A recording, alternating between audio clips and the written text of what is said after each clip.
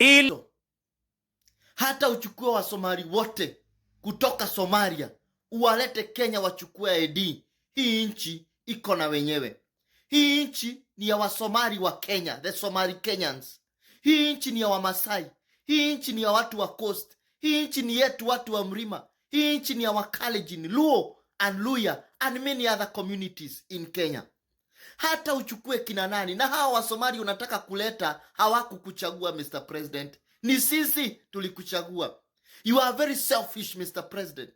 Your personal interests are now coming before the interest of this republic. Your personal interests, Mr. President, are about to create a huge problem in this Kenya. And I want to tell you, Mr. President, ile shida unaletea Somali Kenyans itakuja kujionyesha in the next few years. Because the government that is going to take over, Mr. President, will clear this mess that you have tried to create. It will clear it, and it will be painful for the Somali Kenyan communities. They have suffered under the Al-Shabaab regime. Al-Shabaab came in this country, wakafanya mambo yao. We were blaming the Somali Kenyans, Mr. President. And I'm telling you, Mr. President, ile shida wa Kenya watapata even kwenda nchi za nje, America, Britain, France, itakuwa shida kubwa, even to the business people in this country. Because sasa watakuwa wanaona sisi wote ni wakora, Mr. President. The kind of insecurities that are about to come in this country, Mr. President, will be liable to you, Mr. President. Ulichukua Biblia pale Kasarani na katiba, ukasema ya kwamba you are going to protect the sovereignty and the territorial integrity of this country, Mr. President. You have gone against that, Mr. President.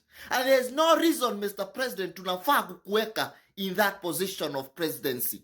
And I'm telling you, hata uchukue wa Somali kutoka Somaliland, hata kutoka Somalia, hata kutoka Ethiopia, hata uchukue wa Uganda, hata uchukue kina nani, sisi wa Kenya ambao ni wenye hii nchi, tukisema hutatawala, hutatawala. This is my very genuine and very honest advice to my Somali friends and my Somali people.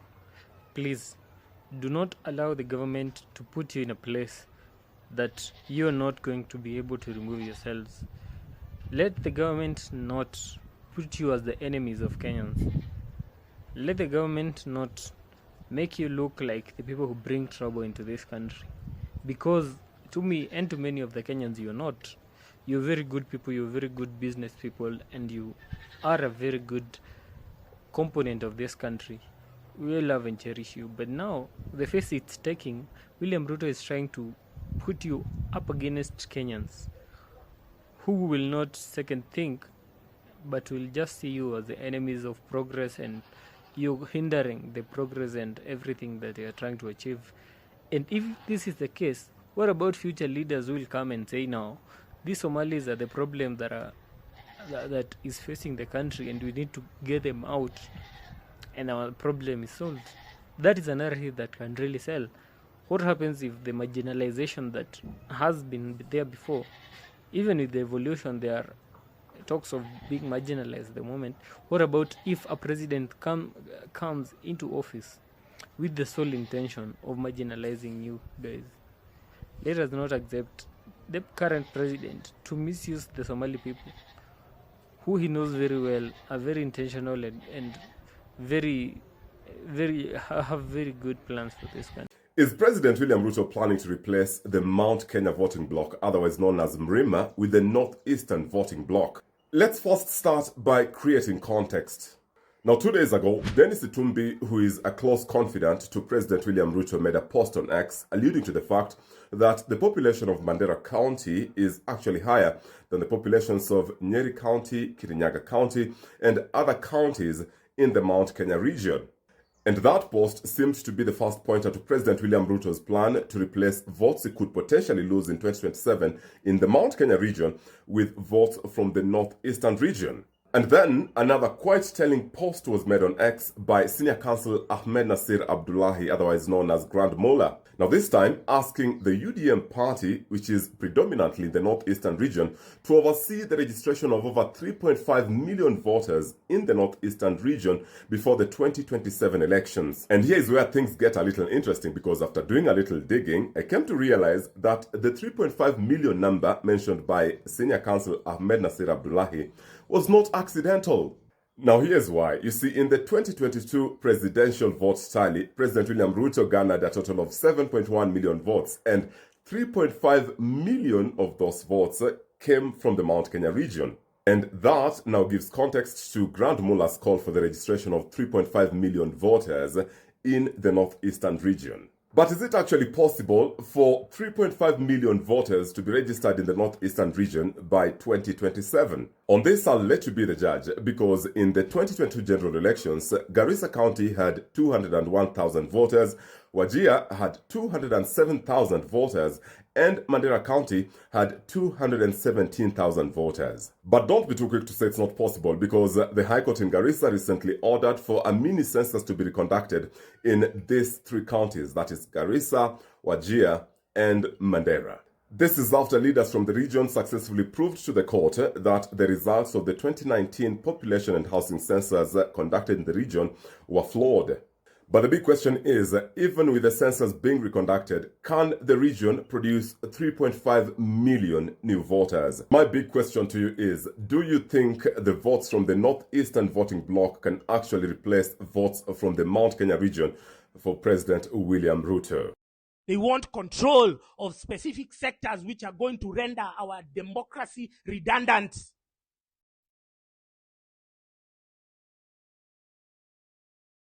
They have already captured IEBC. They have already captured NIS. They have already captured DCI. They have already captured EACC. They now want to capture the judiciary. What more do we have in our democracy? These are the levers. These are the functions. These are the separation of powers. And all of these have become, they've been infiltrated. They've been infiltrated by the people who are our oppressors. Not their communities, the oligarchs who have vested interests.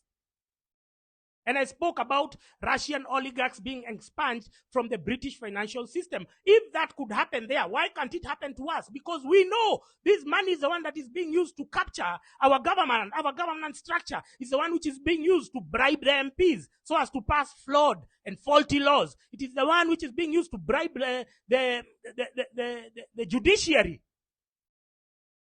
It is the one which is used to bribe activists so that they can call off, so that because they know William Ruto loves money. William Ruto is a high-grade prostitute. He loves money. If you present money to him, he will take it in the immediate. So they know with him in office, their interests are secured. Then we can kill the domestic economy so that they can leave us dependent on their imports. And from the imports, they can sell, they can determine the cost of our commodities, even our food. They can determine it. Because they have made it difficult to grow food. They have made it difficult to produce, to manufacture. So we are dependent on whatever they import. They get cheap shit from Turkey or China. They come and sell us expensively. They become outrageously and outlandishly rich and fabulously wealthy. They've been using that money. They get Chinese contractors to go and build flats in Kilimani. Kilimani, those flats, they look like human zoos. They look like human zoos. And then you're being sold for that shitty unit for 20, 30 million. You're going to be paying your entire life for a mortgage for a shitty apartment. Because they are laundering their proceeds of crime. They are laundering the money that they have used to corrupt the system, to capture all the levers of power. And they can flow their commodities, they can flow everything, their goods, their imports duty-free. There's something I want to read about here. It's so threatening. And tuliona Libya na sijui other country yenye ilinyimwa watakuwa na free visa, but Somali wamepewa an exception, which is not right. Inasema hivi, on Friday Kasongo will hold a cabinet meeting at Garissa. Fast forward. Number 1, Ruto declares the opening of Kenya-Somali border. Number 2, Ruto revokes the vetting of those seeking IDs in Northeastern. Number 3, Ruto opens immigration office at Garissa. Number 4, High Court revokes 2019 census. So something that I'm worried about is the traumas that we've been having as a country, the terror attacks that we had from 2013. A lot of us tunajua tutakuwa na hizo traumas za when you go to the mall and the way you feel at times, some type of way when you go to the mall, you feel threatened. And ukiona sahi ataanza kufungua borders tena, and Al-Shabaab wamekuwa kitumiza and still wako na Kenya wameshika bado mateka. Is it right? Mbona ako so eager kwenda kufungua Kenya Somali border na haezi push Kenya wenye kwamba wameshika Somali na the 9 KDF soldier waachiliwe, haezi, but anaenda kufungua border. How is it right? Na nakumbuka kuna news niliona Kenya and Somali wakicomplain, because I specify hivyo. We have the Somalis from Kenya and the Somalis from Somalia. These Somalis from Kenya wanakataa border zifunguliwe. Na wanasema wanafaa wa regulate venye our Somalis from Somalia wanakuja Kenya because wanakuja kuharibia na wanakuja kudisturb peace yao. Nakumbuka niliona kwa news guy akisema kuna a Somali alikuja from Somalia to Kenya hata kumaliza 3 months. Akaua a Somali from Kenya. Na sasa imagine hii border ikifungula maovu inatosha na je itafanyika Kenya. Hatuchuki, we are not hating on Somalis by the way. But the problem is the terror attacks. And just since KDF was step foot in Somalia, wali declare war on Kenyans.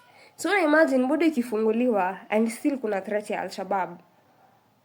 Kenyans tutasuffer. And this man afikiri about Kenyans, afikiri about traumas Kenyans have gone through. Yeah, bora tu wa Kenya hata vetting ya ati wanapoa ID huko ni akina nani, anataka tu wapewe wote cause na mind 2027. Yeah, mind peace ya Kenyans. Yeah, mind the threat of terror attacks. Yeye msumbui. Kenya na msumbua ati kusifanywe vetting. So mtu yote anaweza vuka border apate ID ya Kenya. And he's not a Kenyan. How is it? And I can't go to that Somalia and get ID as a Kenyan. Or I can't go to Ethiopia and do the same thing. Why is it tunafanya Kenya ikuwe ni kama dustbin ya everything? It's not right.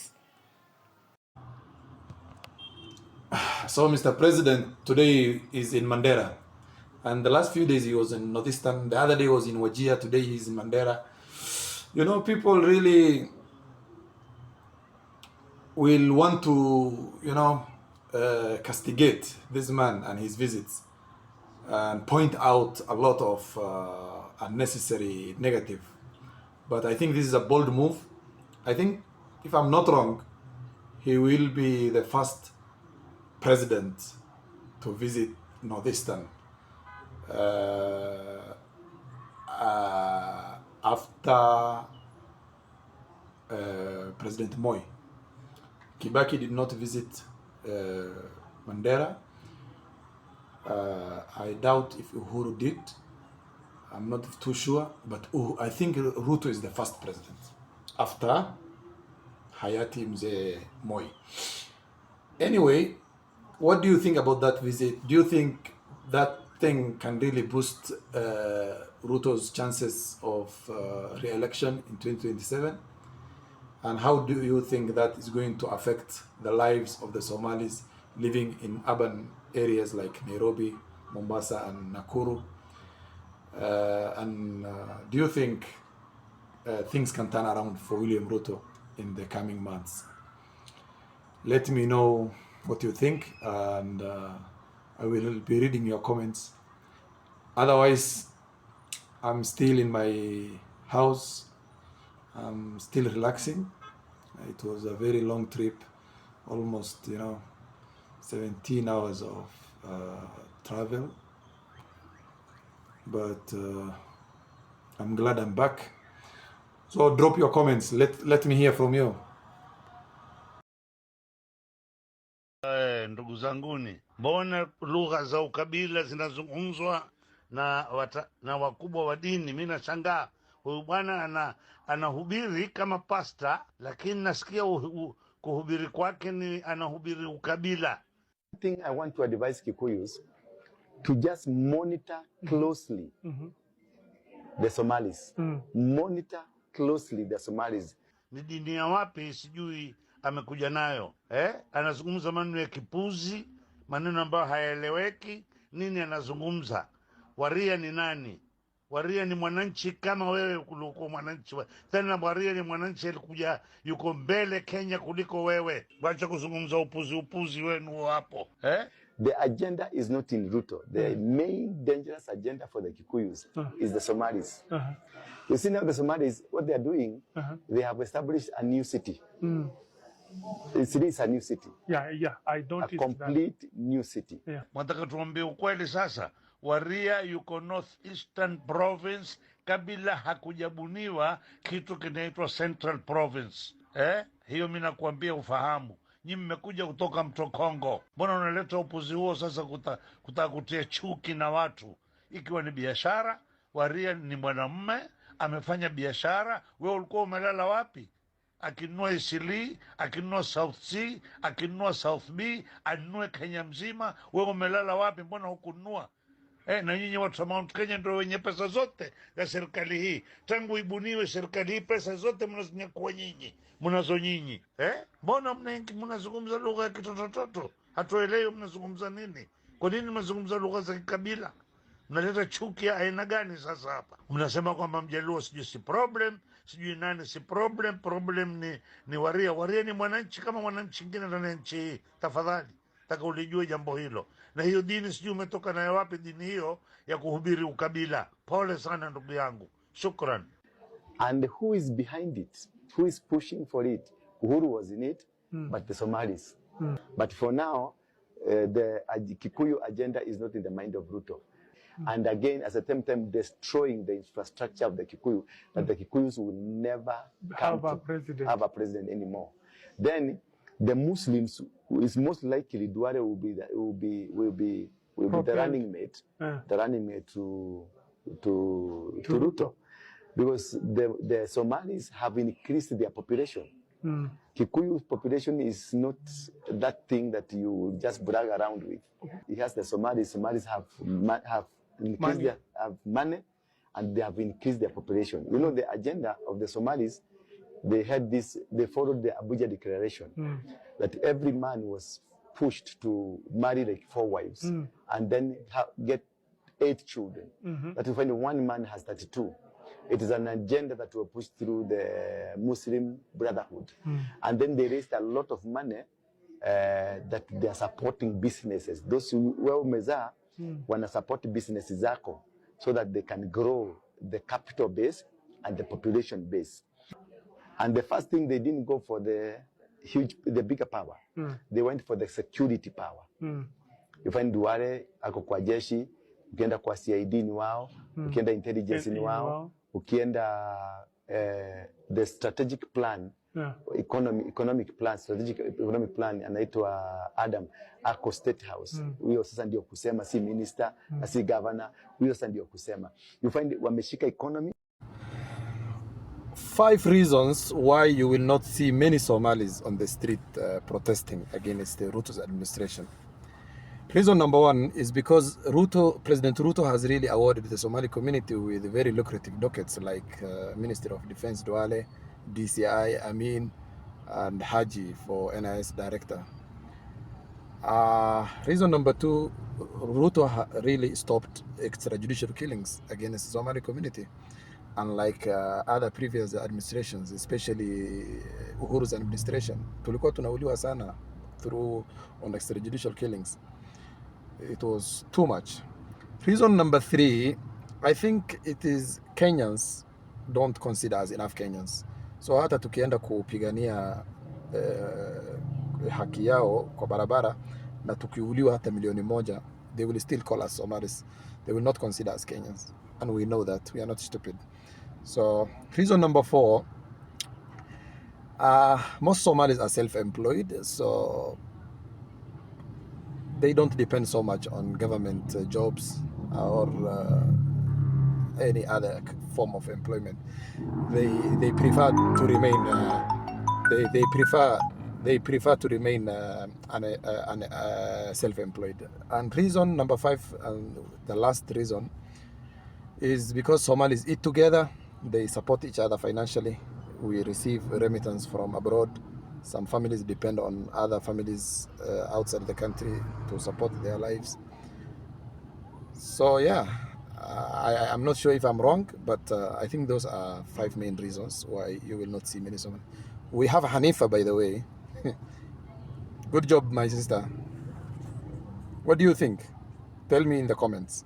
Lakini ya muhimu ile imenifikisha Mandela leo, na ninyi wakala wa Mandela nataka mnisikize kwa makini. Sawa? Nataka mnisikize kwa makini, kwa sababu this is your opportunity as the people of Mandela, as the people of Northern Kenya, to be part and parcel of the Republic of Kenya. Mimi niko maneno kama manne ya muhimu nataka niwaeleze. Ya kwanza ni kwamba mimi nilisema ya kwamba hii Northern Kenya ili iungane na Kenya ile nyingine ni lazima tutengeneze barabara ya kutosha kutoka hapa na mimi nimekuja hapa Mandela leo hii Northern Kenya niwatangazie mchana mapema ya kwamba serikali ya Kenya itajenga ile barabara kutoka kule Isiolo mpaka hapa Mandela kilomita 750 kuunganisha sehemu hii na Kenya ile nyingine. Tuache ubaguzi, tuache mambo ya kutenga watu wengine, tuungane tuwe kitu kimoja. Sikizeni tena, tumeunganisha pesa ya World Bank, tumeongeza pesa ya African Development Bank, tumeunganisha pesa ya Arab Bank, tumeunganisha pesa ya serikali ya Kenya shilingi bilioni 100 kutengeneza hiyo barabara kilomita 750. Hapo ndo maneno. Sikizeni tena. Hapo ndo mmejazia kichwa. Tayari. Kichwa. Tuko na contractors karibu 7 ambao tayari wanaweza kutengeneza hiyo barabara. Bado. Barabara kutoka Isiolo mpaka Kulamawe iko na contractor. Barabara ya kutoka Kulamawe mpaka Mondogache iko na contractor. Ile barabara ya kutoka Mondogache kuja mpaka Samata ilikuwa ana annuity, lakini sasa nimebadilisha hiyo barabara, tutajenga kutumia pesa ya serikali ya Kenya. Alafu barabara kutoka Samata kuja mpaka Wajia iko na contractor. Barabara ya kutoka Wajia mpaka Tarbat iko na contractor. Barabara ya kutoka Tarbat kuja mpaka Kuturo, kuna hiyo barabara pia iko na contractor. Barabara ya kutoka Kuturo kuja mpaka Kongo, hiyo barabara pia iko na contractor. Barabara kutoka Kongo mpaka Elwa vile vile iko na contractor. Mpaka Gai iko na contractor. Mpaka hapa Ramo iko na contractor. Hapo sawa. Sasa napangia maneno ni barabara ya kutoka Ramo kabisa. Maneno kweli RUTO sana. Ninaweka pesa ya serikali ya Kenya tuweze kuitengeneza, na hizo barabara zote kwa mapenzi ya Mungu I want to complete so that hii Northern Kenya iungane na Kenya ile nyingine, tutembee.